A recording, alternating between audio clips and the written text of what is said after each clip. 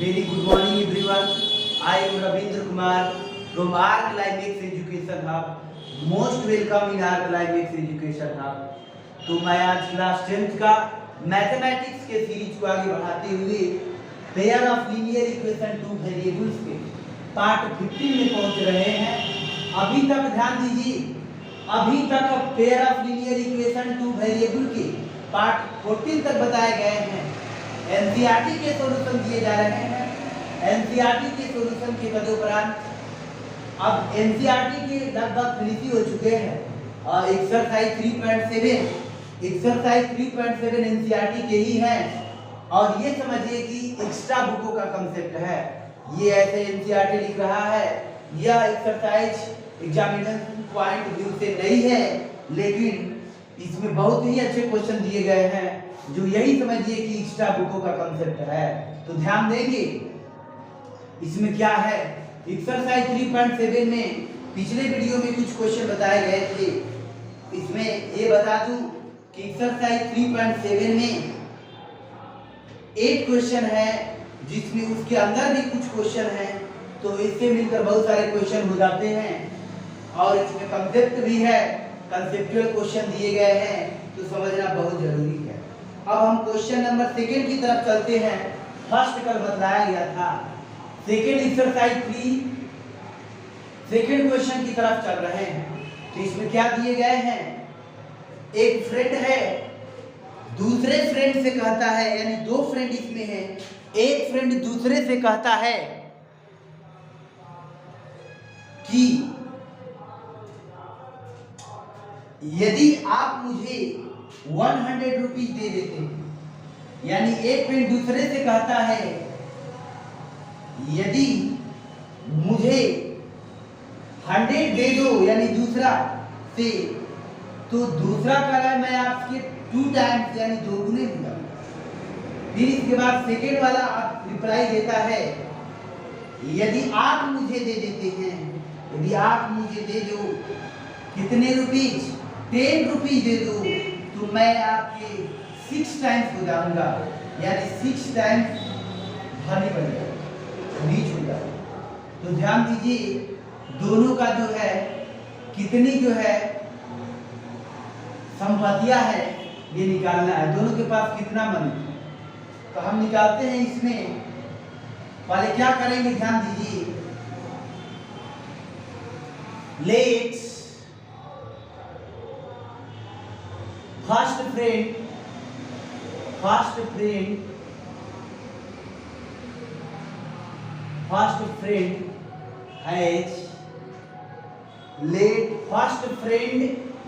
has 8 rupees and second has y rupees। हम ये मान लेते हैं कि इतना है, लेकिन एक्चुअल में कितना है निकालना होगा। अब कंडीशन के अकॉर्डिंग चलते हैं, ध्यान दीजिए। कंडीशन फर्स्ट यानी अकॉर्डिंग टू क्वेश्चन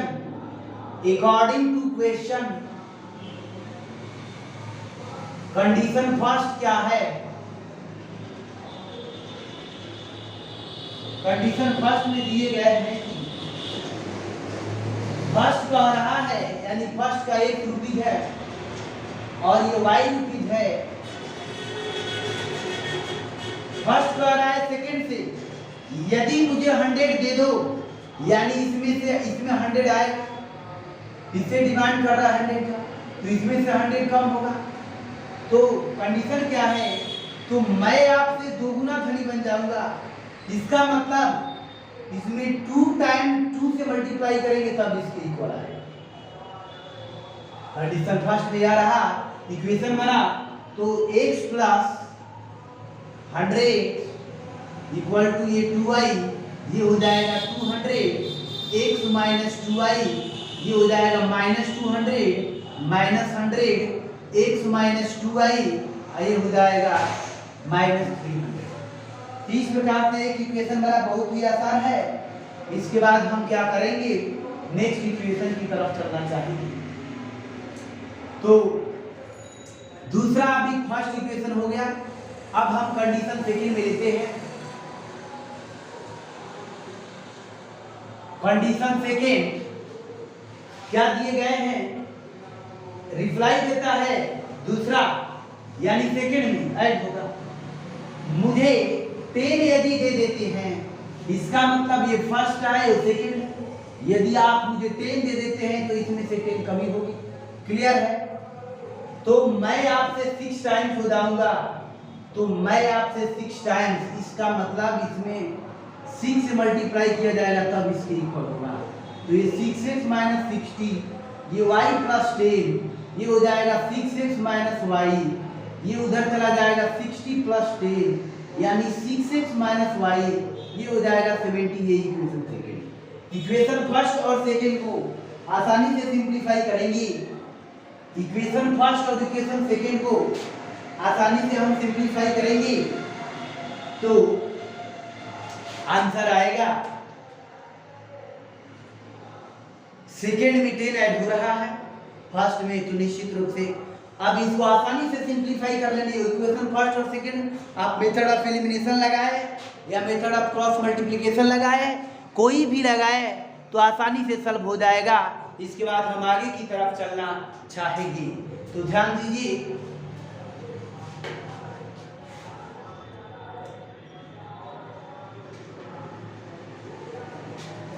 अब हम थर्ड क्वेश्चन की तरफ चलेंगे। थर्ड में क्या दिए गए हैं, ध्यान देंगे।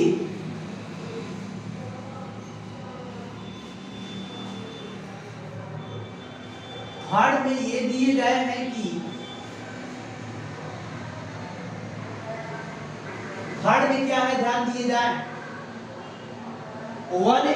एक ट्रेन है, कुछ डिस्टेंस फिक्स चाल से कवर करती है, फिक्स स्पीड से। इसके बाद स्पीड जो है 10 किलोमीटर पर आवर यदि बढ़ा दे तो उससे फिक्स्ड समय जो लग रहा है उससे 2 आवर्स कम लगते हैं। यदि यह ट्रेन 10 किलोमीटर पर आवर से यदि स्पीड धीमे कर दे तो फिक्स टाइम से 3 आवर्स ज्यादा लगते हैं। तो ट्रेन द्वारा कवर की गई डिस्टेंस को ज्ञात कीजिए, मालूम कीजिए।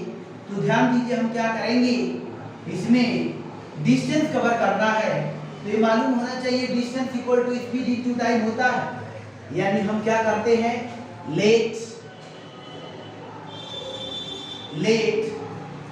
सर्टेन यानी fix time, let the certain speed यानी यूनिफॉर्म स्पीड भी है, let uniform speed of train be x kilometre per hour and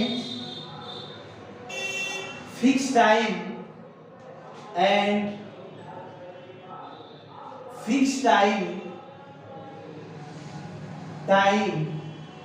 be y hours. Then distance becomes, distance क्या हो जाएगा, x इंटू वाई हो जाएगा, क्योंकि स्पीड इंटू टाइम होता है। तो क्लियर है। अब हम इक्वेशन फर्स्ट की तरफ चलते हैं। यदि इसमें कह रहा है कोई distance 10 kilometre per our speed यदि ज्यादा हो जाए, यानी 10 किलोमीटर स्पीड ज्यादा हो जाए, तो इसका मतलब ये है कि स्पीड जो है, अब अकॉर्डिंग टू क्वेश्चन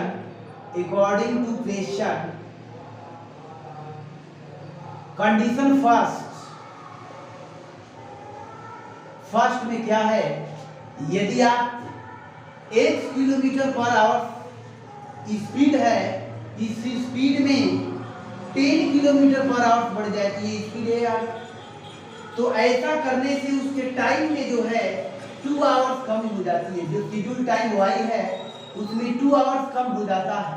और distance speed into time distance ही होगा, यानी डिस्टेंस तो वही रहेगा। ये इस प्रकार से कंडीशन फर्स्ट में इक्वेशन बना।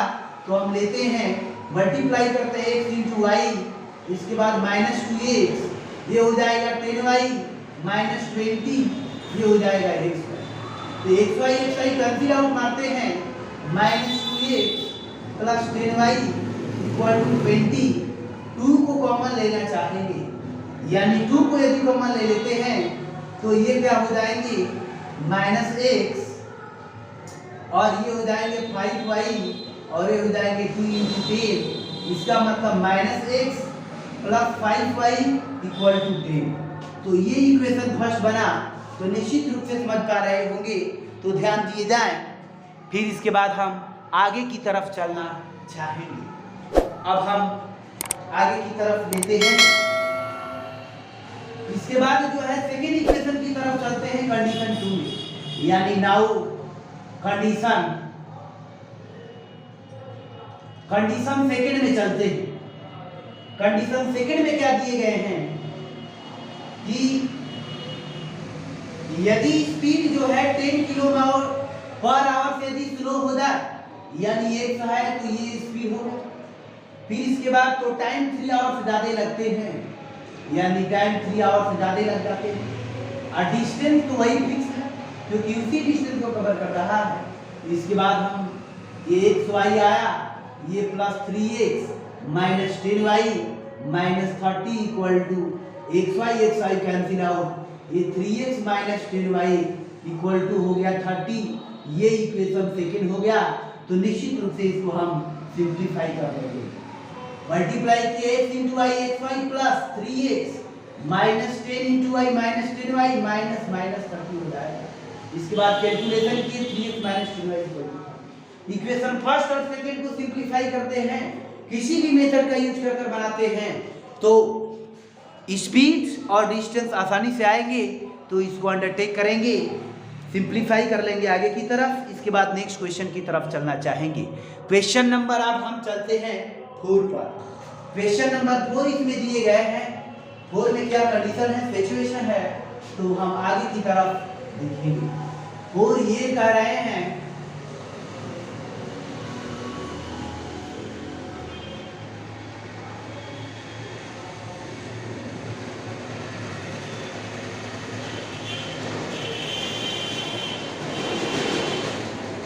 ध्यान दिए जाए 4 में क्या कंडीशन है। 4 में ऐसे दिए गए, यानी एक क्लास में स्टूडेंट को इस प्रकार से खड़ा करना है, यानी रोज में, यानी रोज का मतलब पंक्तियों में खड़ा करना है। फिर इस प्रकार से यदि रोज में 3 स्टूडेंट अधिक होते हैं, यानी प्रत्येक रोज में, यानी ईच रो में 3 स्टूडेंट ज्यादा होते हैं, तो नंबर ऑफ रोज जो है 1 कम हो जाती है, रोज में 1 की कमी हो जाती है, यानी रो का मतलब पंक्ति होता है। यदि 3 स्टूडेंट यदि रो प्रत्येक एवरी रो में कम होते हैं तो 2 जो है रोज बढ़ जाते हैं। तो क्लास में नंबर ऑफ स्टूडेंट ज्ञात करना है, तो नंबर ऑफ स्टूडेंट क्या होंगे ध्यान देंगे। Let the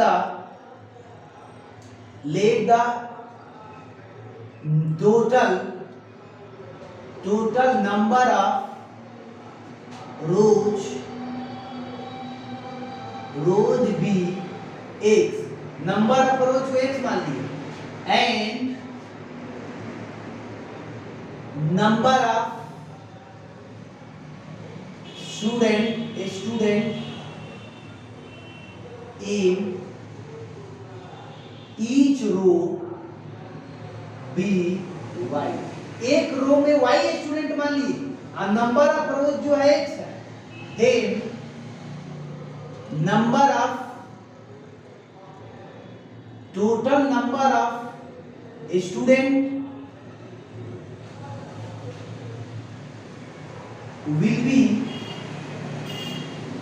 x into y हो जाएगा। क्लियर है, क्योंकि एक रोज में x y स्टूडेंट और नंबर ऑफ रोज x है, तो x इंटू वाई कर लेंगे, स्टूडेंट हो जाएंगे। इसके बाद हमको अकॉर्डिंग टू क्वेश्चन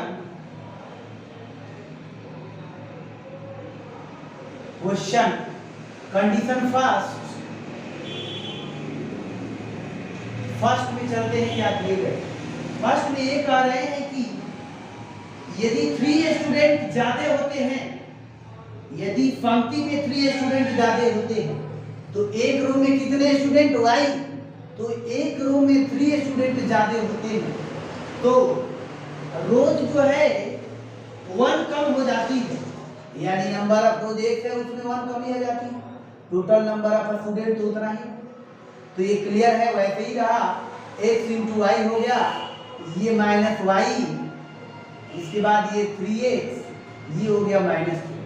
ये तो क्लियर है, मल्टीप्लाई कर रहे हैं, xy कैंसिल आउट, इसका मतलब 3x माइनस वाई, और ये हो जाएंगे उधर 3। तो ये इक्वेशन फर्स्ट हो गया। इसके बाद इक्वेशन सेकंड की तरफ चलेंगे। कंडीशन सेकंड क्या है उसकी हम तरफ चलना चाहेंगे। कंडीशन सेकंड में क्या दिए गए हैं कि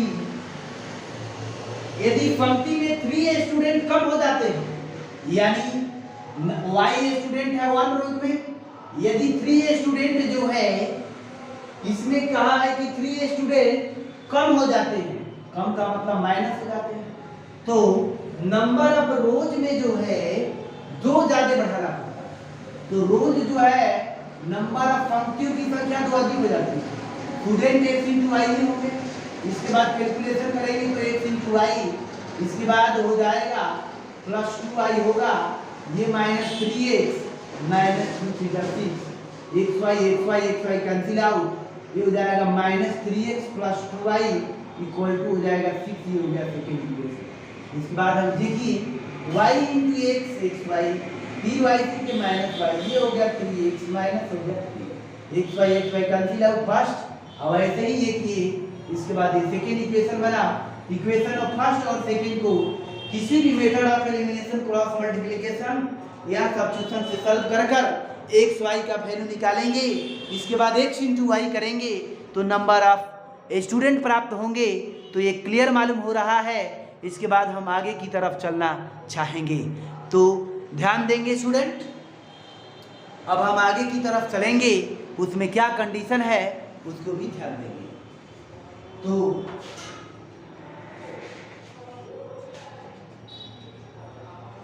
क्या कंडीशन है, अब हम क्वेश्चन नंबर 5 में चलते हैं। 5 में इस प्रकार से दिए गए हैं कि 5 में इस प्रकार से दिए गए हैं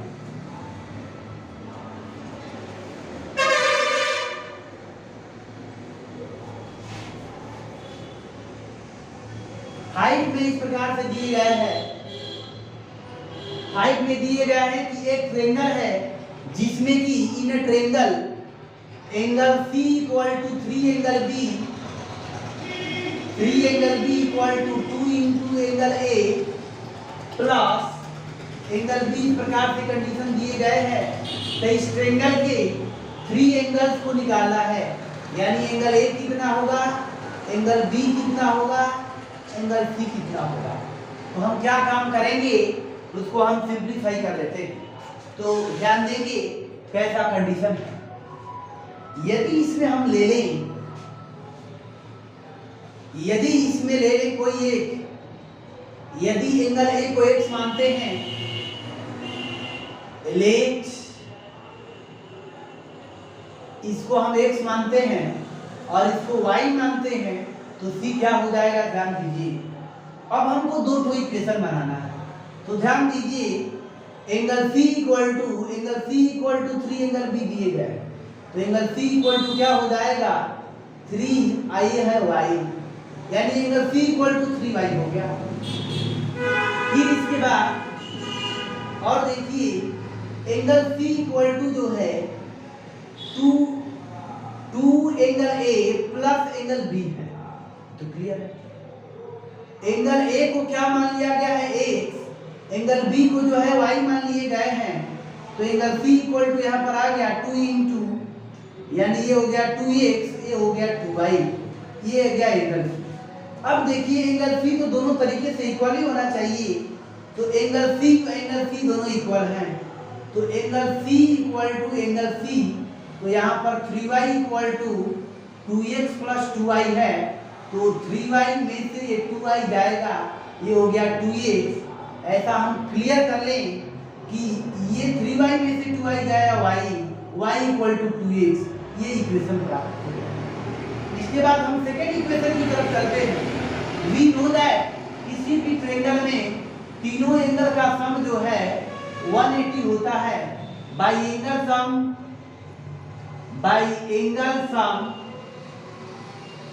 प्रॉपर्टी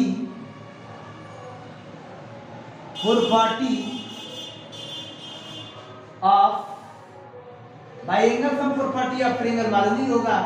तो a के स्थान a का वैल्यू क्या है x, b का वैल्यू y है, c का वैल्यू जो है c का वैल्यू 3y है। देखिए b का वैल्यू y, a का वैल्यू x, c का वैल्यू 3y आया है। इसके बाद 180 तो x हो गया 3y 4y हो गया इक्वल टू 180। अब ये हो गया दूसरा इक्वेशन फर्स्ट और सेकंड को किसी भी मेथड से सिंपलीफाई कर सकते हैं। मेथड ऑफ सब्स्टिट्यूशन लगाए, एलिमिनेशन लगाए और या अदर कोई भी मेथड लगाए तो निश्चित रूप से सॉल्व हो जाएंगे। तो इसमें कोई समझने की बात नहीं है। तो स्टूडेंट ध्यान देंगे, एक्सरसाइज जो है 3.7 में 5 तक बतलाए गए हैं। इसके बाद क्वेश्चन नंबर 6, 7 और 8, 7 में बहुत सारे क्वेश्चन है, नेक्स्ट वीडियो में बतलाना संभव होगा। लेकिन ये ध्यान दीजिए, यदि इसके एक क्वेश्चन को बता देते हैं तो समझ जाइएगा कि दूसरे बुक का कोई भी क्वेश्चन नहीं फंसेगा। तो पहले इसको ध्यान देंगे, रेगुलर बेसिस पर वीडियो को देखते रहें, यह आपकी रिस्पॉन्सिबिलिटी है और धीरे धीरे सुधार हो जाएगा। तो दैट्स ऑल, टेक केयर, आप अपना